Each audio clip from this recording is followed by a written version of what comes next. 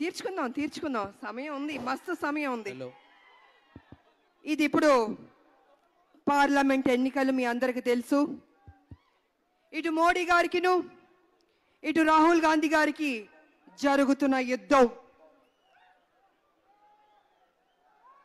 MODI Modi, man of destructive intelligence.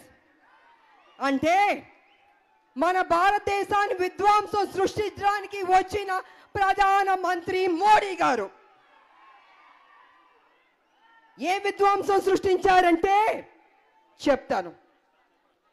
2014లో ఎన్నికలకు ముందు ఆయన ఏమన్నారు? విదేశాల్లో ఉన్న నల్లధనాన్ని తీసుకొస్తా, భారతదేశంలో ఉన్న ఒక్కొక్క మనిషి బ్యాంక్ ఖాతాలో 15 లక్షలు వేస్తా అన్నాడు. వేశాడా? వేయలేదు. ఆ తర్వాత అర్ధరాత్రి 12ంటికి ప్రతిపక్షాలతో మాట్లాడలేదు, ఎవరిని అడగలేదు. ఆయన నిర్ణయం తీసుకుని నోట్ల రద్దు తీసుకొచ్చాడు. అది విధ్వంసం కాదా అని అడుగుతున్నా నేను. ఆ తర్వాత ప్రజలు ఏ రకంగా భయభ్రాంతులు అయ్యారంటే 12 వరకు మీ చేతుల్లో ఉన్న 500, 1000 రూపాయలు 12 తర్వాత చిత్తు కాగితాలతో సమానమైంది. ఏం చేయాలో అర్థం కాలేదు భారతదేశ ప్రజలకి. భయంతో పరుగులు తీశారు, బ్యాంకు చుట్టూ పరుగులు తీశారు, ఏటీఎంల చుట్టూ పరుగులు తీశారు. అంటే 2 నెలలు ఉన్నాయి నోట్లు మార్చుకోవడానికి. ఏం చేయాలో అర్థం కాలేదు. మరి ఇది విధ్వంసం కాదా? క్యూలో నించున్నారు, ఉద్యోగాలు మానారు, హాస్పిటల్లో చనిపోయారు, క్యూలో చనిపోయారు. వీళ్ళందరూ చనిపోవడానికి మోడీ గారు కారణం కాదా నేను అడుగుతున్నాను నేను. ఆ తర్వాత కోలుకోవడానికి చాలా సమయం పట్టింది మన తెలంగాణ బిడ్డలకు, భారతదేశం ప్రజలకు. ఆ తర్వాత ఇంకొక బాంబు పేల్చాడు. ఏంటంటే జిఎస్టి. రాహుల్ గాంధీ గారు అంటారే గబ్బర్ సింగ్ ట్యాక్స్ అని. ఆ జిఎస్టి వల్ల 20 లక్షల మంది ఉద్యోగాలు పోయినాయి, కుటీర పరిశ్రమలు పోయినాయి, చిన్న చిన్న వ్యాపారులు పోయినాయి. మొత్తానికి భారతదేశం ఆర్థికంగా దెబ్బతింది. దీనికి మోడీ గారి కారణం కాదా అని అడుగుతున్నాను నేను. అలాంటి మోడీ గారు ఏనాడైనా నేను తప్పు చేశాను అని మీ దగ్గరికి వచ్చి చెప్పారా?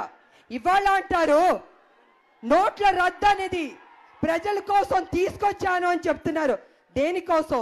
ప్రజలను చంపడానికా, హింస పెట్టడానికా అని అడుగుతున్నాను నేను. ఆ తర్వాత మీరు కష్టపడి దాచుకున్న డబ్బు, మీ బిడ్డలకు పెళ్లి చేయాలనుకుంటారు, మీ బిడ్డలకు చదివించడానికి ఎంతో డబ్బును తీసుకెళ్లి బ్యాంకుల్లో వేశారు. ఆ బ్యాంకులో ఉన్న డబ్బు ఒకరోజు నిర్వా మోడీ వాడు, రిలయన్స్ వాడు, నిర్వా మోడీ, జతిన్ మోడీ, లలిత్ మోడీ, ఇలాంటి మోడీలందరూ మీ డబ్బును తీసుకుని విదేశాలు పారిపోయారు. అంటే విదేశాల్లో ఉన్న నల్లధనం తీసుకొస్తారు, ఒక్కొక్కళ్ళ బ్యాంక్ ఖాతా 15 లక్షలు వేస్తా అన్నది పోయి మీరు కష్టపడి దాచుకున్న డబ్బు బ్యాంకులో మొత్తం లూటీ చేసుకుని వెళ్ళిపోయాడు నిర్వా మోడీ. మరి దీనికి మోడీ గారు ఏం చెప్తారు? దానికి సమాధానం చెప్పలేదు. అందుకే ఇవాళ యావత్తు భారతదేశం మోడీ గారు వద్దు, మాకు మోడీ గారు ప్రధానమంత్రిగా పనికిరాడు అని ప్రతి ఒక్కళ్ళు మాట్లాడుతున్నారు. మరి వాళ్ళ మన రాహుల్ గారి గురించి చెప్తే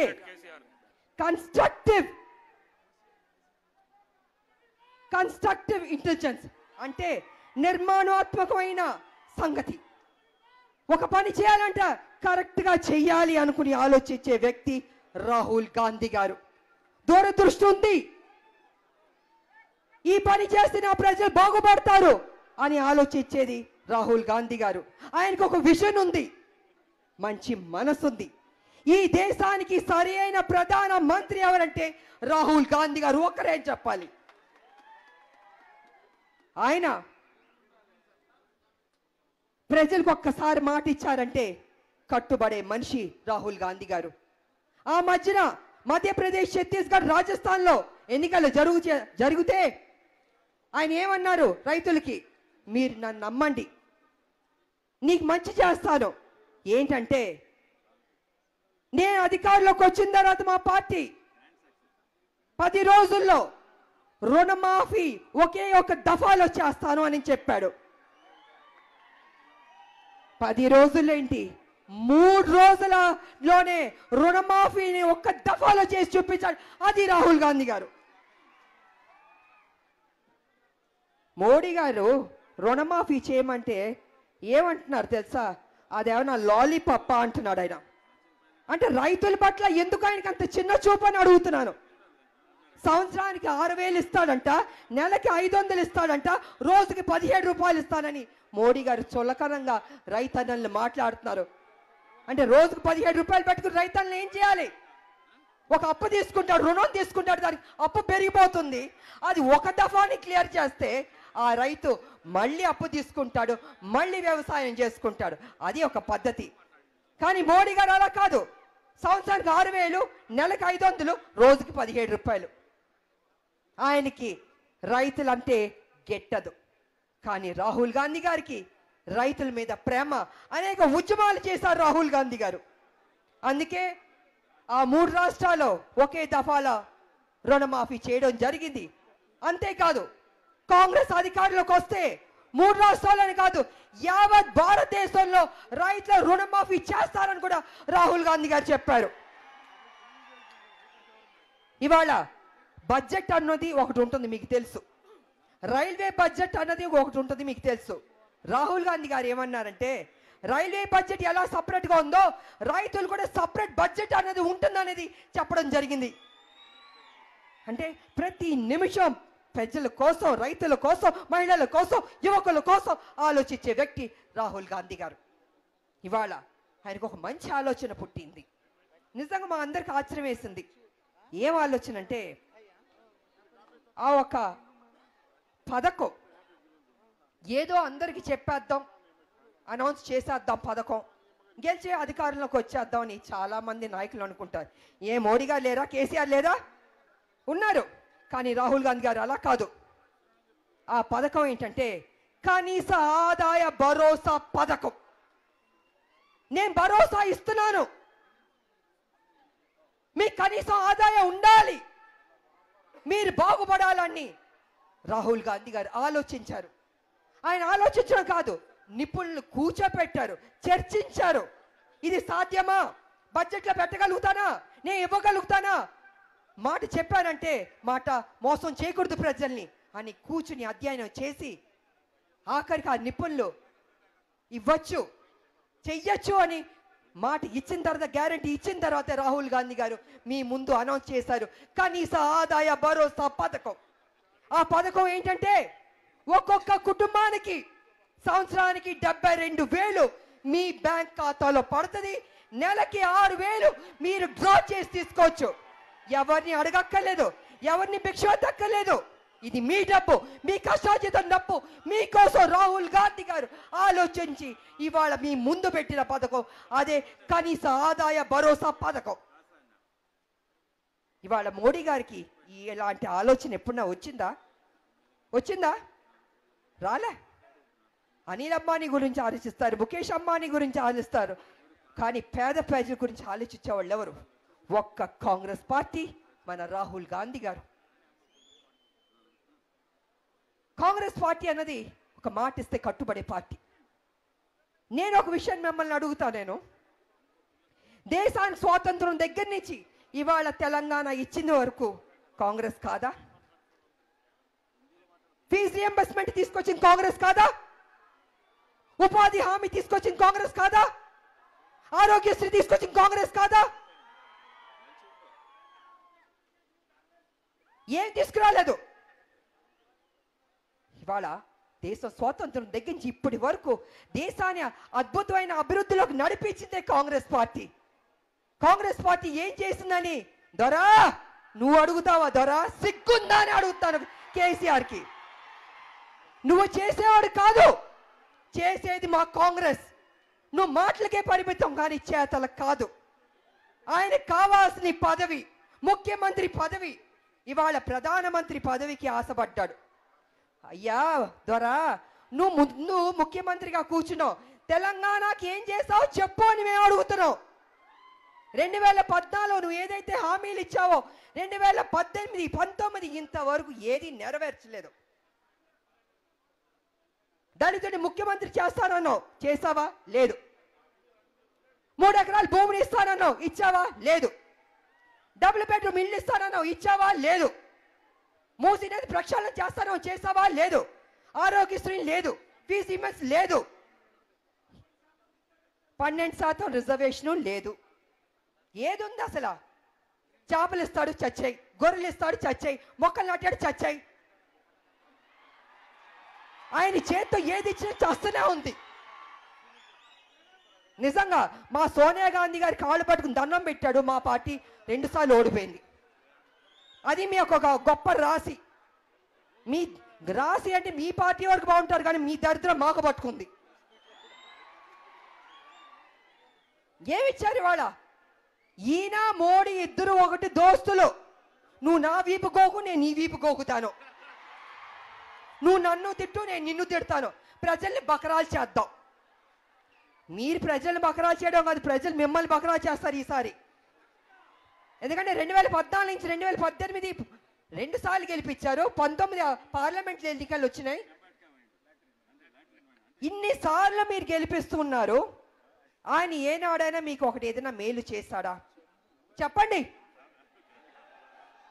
ఏవి చేయనప్పుడు మీరు 2018లో కూడా ఎందుకు ఓటేశారని నేను అడుగుతున్నాను. కాంగ్రెస్ తప్పు ఏం చేసింది? తెలంగాణ ఇచ్చింది తప్పు చేసిందా? మీకోసం నిలబడింది తప్పు చేసిందా? పోయిన సంవత్సరం ఎన్నికల్లో కూడా ఏమంది? కాంగ్రెస్ లో మేనిఫెస్టోలో ఏం పెట్టింది? మీకు జాగా ఉంటే చెప్పండి, 5 లక్షలు మేస్తాం, మీరు ఇల్లు కట్టుకోండి. అది మీరు ఒప్పుకున్నారా? స్వీకరించారా? మరి ఎందుకు మమ్మల్ని పక్కన పెట్టారు? మేమేం తప్పు చేయలేదు. తప్పు చేసే కేసీఆర్ని అందలాలు ఎక్కిస్తున్నారు, తప్పు చేయని మమ్మల్ని దూరం పెడుతున్నారు. ఇది న్యాయమా అని నా అన్న తమ్ముళ్ళు అక్కల చెల్లెళ్ళని అడుగుతున్నాను నేను. నా తమ్ముళ్ళారా, ఇంకొక 3 నెలలు వెయిట్ చేయండి. ఈ ప్రభుత్వంలో పైసలు లేవు, డబ్బులు లేవు. అందుకే ఎన్నికలకు ముందు తీసుకొచ్చాడు 2018లో. ఇప్పుడు కష్టాలు మొదలవుతాయి. ఎక్కువ నమ్మారు కేసీఆర్ని. ఆ కష్టాలని ఎదురించి మీరు దాన్ని ఎదుర్కోవాల్సింది వస్తుంది. మేము తెలంగాణ కోసం పోరాడింది దొరల పెత్తనం కోసం కాదు, దొరల అధికారులు కూర్చోవడం కాదు. నా బడుగు బలహీన వర్గాలు, బీసీ, ఎస్టీ, ఎస్టీ మైనారిటీల కోసం మే తెలంగాణ కోసం పోరాడాం. కానీ కేసీఆర్ ఆయన కొడుకు, ఆయన కూతురు, ఆయన అల్లుడు కోసం కాదు. వాళ్ళు సిగ్గుపడుతున్నా నేను. 2 ఎంపీలు పార్లమెంట్లో పోరాటం గెలిచా ఉంటారు. ఒక ఎంపీ ఆయన అంటాడు, ఇంకొక ఎంపీ ఎవరని చెప్తే చెప్పడు. రాములమ్మ అంటే భయం, దమ్ము లేదు. మీ ముఖ్యమంత్రి దమ్ము లేదు, పిరికివాడు. అందుకే వెనక నుంచి గోతులు తవ్వుతున్నాడు. ముందొచ్చి మాట్లాడు. మాకు సత్తా ఉంది. వెనక నుంచి మా ఎమ్మెల్యేలు 30 కోట్లు ఇచ్చి ఒక్కొక్క ఎమ్మెల్యేలు కొంటున్నావు కదా, కొను, ఎక్కువ కొను. ఎక్కువ తింటే ఏమవుతుంది? వాంతి అవుతుంది. నీ కారులో ఎక్కువ మందిని లోడ్ చేసుకుని కూర్చుంటే యాక్సిడెంట్ అవుతుంది. అదే అవబోతుంది నీకు. కానీ నేను ఒకటే చెప్తున్నాను ప్రజలారా, ఫ్యూచర్ ఉన్నది కాంగ్రెస్ పార్టీకే. ఇది ఒక జాతీయ పార్టీ. ఈ పార్టీని ఎవరు నాశనం చేయలేరు. నాశనం అయిపోయేది TRS party. KCR K kill the truth, C cheat the people R root of the democracy. అది కేసీఆర్. ఆయన పేరులోనే ఉంది.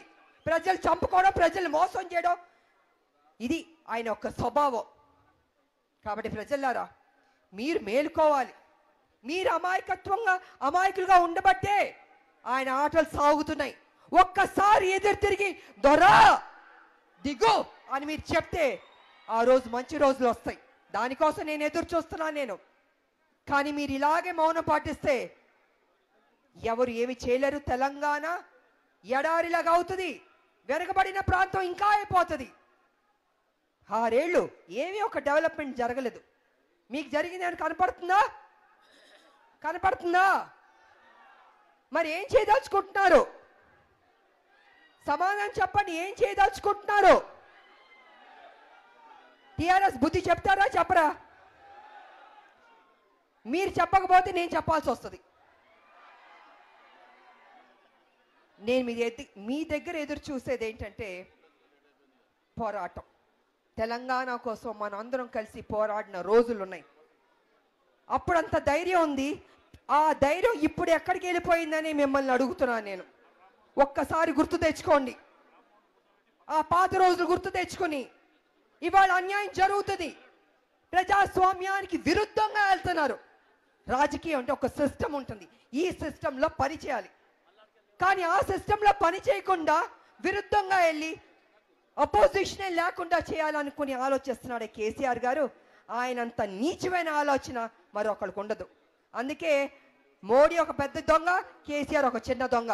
ఇద్దరు కలిసి మనల్ని మోసం చేద్దాం అనుకుంటున్నారు. ఈ మూడో దొంగ ఎవరంటే జగన్ దొంగ.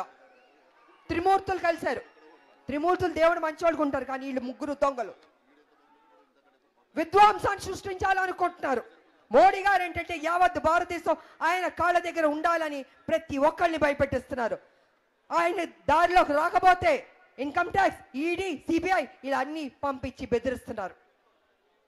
కానీ ఒకే ఒక్క మనిషికి ఎవరు సపోర్ట్ చేస్తానంటే మోడీ గారు, కేసీఆర్. ఎందుకంటే ఈయన తప్పులు ఆయనకి తెలుసు, ఆయన తప్పులు ఈయనకి తెలుసు. ఈయన ఆయనకి సపోర్ట్ చేస్తాడు, ఆయన ఈయనకి సపోర్ట్ చేస్తాడు. ఒక అండర్స్టాండింగ్తో వెళ్తున్నారు వీళ్ళు. ఈ అండర్స్టాండింగ్ కాదు, తెలంగాణ సత్తా ఏంటో, నిజాయితీ ఏంటో, పౌరుషం ఏంటో మీరందరూ చూపించాలని కూడా నేను మీకు అందరికి తెలియజేసుకుంటున్నాను. కాబట్టి ప్రజలారా, మరి పార్లమెంట్ ఎన్నికల్లో మీరు ఎంపీని గెలిపించాలి. మరి విశ్వేశ్వర రెడ్డి గారి గురించి చెప్పాలంటే, రాములమ్మని ఏనాడు నన్ను సస్పెండ్ చేసి బయట పంపించాడు కేసీఆర్ గారు. 12ంటికి దాక్షణ్యం లేకుండా పోరాడిన రాములమ్మ, త్యాగాలు చేసిన రాములమ్మని బయటికి పంపించిస్తాడు కారణం లేకుండా. అదేవిధంగా విశ్వేశ్వర రెడ్డి గారిని కూడా ఆయన కూడా బాధ పెట్టాడు. ఎవరిని బాగుపరచడు, ఎవరిని అక్కడిని చేర్చుకోడు, అందరినీ వాడుకుంటాడు, వదిలేస్తాడు. ఆయన పని అయిపోగానే బయటికి పొమ్మంటాడు. వాళ్ళు ఆయన కూడా బాధ పెట్టారు.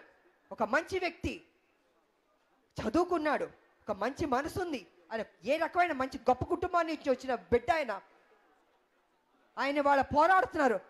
ఆయన గెలవకూడదని ఎన్ని రకాల కుట్రలు చేయాలో కేసీఆర్ గారు చేస్తున్నారు. దీన్ని తిప్పికొట్టాల్సిన బాధ్యత మీకుంది. మంచి వాళ్ళని గెలిపించుకోవాల్సిన బాధ్యత మీ చేతుల్లో ఉంది. అందుకే విశ్వేశ్వర రెడ్డి గారిని అత్యధిక మెజారిటీతో గెలిపించవలసిందిగా మీ అందరినీ కోరుతున్నాను నేను. దయచేసి మన తెలంగాణలో మంచోళ్ళన్నా ఉండనివ్వండి. చెడ్డవాళ్ళే ఉంటే రేపు మీ సమస్యల కోసం పోరాడే వాళ్ళు ఎవరు ఉండకూడదని కేసీఆర్ గారు చూస్తున్నారు, చేస్తున్నారు. ఎందుకంటే మాట మీద కట్టుబడే మనిషి కేసీఆర్ కాదు, అబద్ధాలు చెప్పే మనిషి, మోసం చేసే మనిషి. ఇవాళ తెలంగాణలో హైయెస్ట్ కరప్షన్ జరుగుతుందంటే అది ఒక టీఆర్ఎస్ పార్టీలో జరుగుతుంది. ఎవరిచ్చారు? మీరు అధికారంలో కూర్చోబెట్టారు కాబట్టి తెలంగాణని అభివృద్ధి చేయకుండా ఆయన అభివృద్ధి చెందుతున్నాడు. కాబట్టి ప్రజలారా, దీనికి ఒక ఫుల్ స్టాప్ పెట్టాలి. ఈ టీఆర్ఎస్ని తరిమి కొట్టాలి. తెలంగాణ టీఆర్ఎస్ దొరల పార్టీ, దొరల పెత్తనం ఉండకూడదని మీ అందరికీ నేను తెలియజేసుకుంటూ, మరి విశ్వేశ్వర రెడ్డి గారిని గెలిపిస్తారా లేదా ఎన్నికలప్పుడు 2000 ఇస్తారే, మందు బాటలు ఇస్తారే, బిర్యానీ ఇస్తారే, దానికి మోసపోతారా? Subscribe us and press the bell icon for more interesting updates.